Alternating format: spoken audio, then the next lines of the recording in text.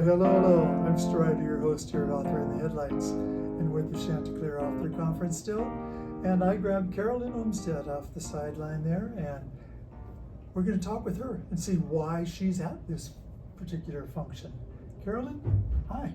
Hi, thank you so much for having me. Well, I write books, and so does my mom.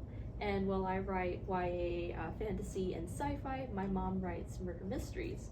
And I came with her this year because she's actually a finalist in the Murder Mystery Mayhem Awards, I believe it's called, with her first edition in her Gabrielle Dorian mystery series, Dreams and Illusions. And I'm so thrilled to be with her. I've been tagging along with her to conferences since I was knee-high, so getting to come to, I believe this is my second official attendee conference. I'm so excited. Well, we're glad you're here. It's fun. And that you write your own books now. Mm-hmm. And I believe it's just a manuscript at the moment. It's not quite completed, right? That's correct.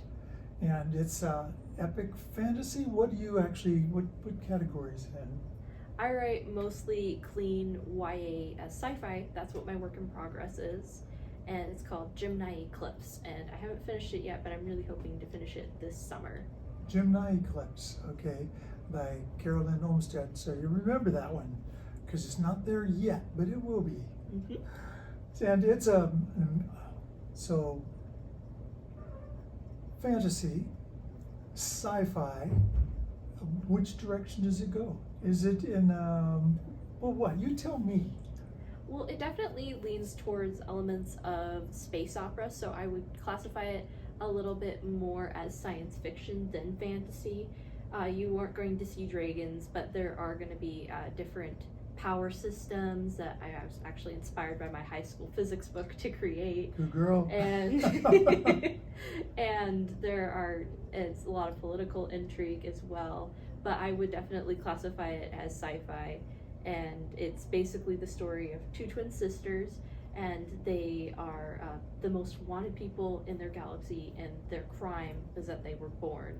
And the first sister, Nova, has been incarcerated in a power plant facility and used as a human battery for the past 4 years, and she's trying desperately to escape and reunite with her sister.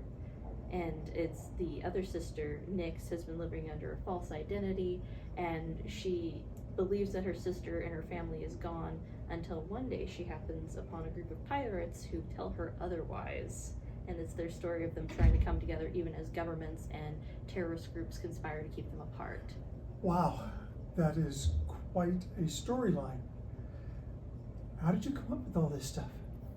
Well, it was definitely inspired by my high school physics book. I had to cram some study knowledge, and I was really stuck on this chapter on nuclear power plants and trying to memorize all the information on how they work, the different parts. And I just couldn't get this idea out of my head of, what if people were trapped inside a nuclear power plant? What if they were the power source? And what would happen when they escaped? Because I could only imagine they would be not happy to be imprisoned. Well, that's true. And energy is energy. Energy never goes away. It simply changes form and function. So why not? Why not? That's cool. I like it. Thank you so much. And I like the fact that you're here at the conference. Not only do you get to rub elbows with those in the know and those in the doing, you gain experience and knowledge. And you turn that around and you put it out into good books, and then I can read them, and you guys can read them, and that's what we love. Because we love to write, but we love people to read it too. Hey, thank you for spending some minutes with us at wherever we are. Thank you for spending some minutes with us.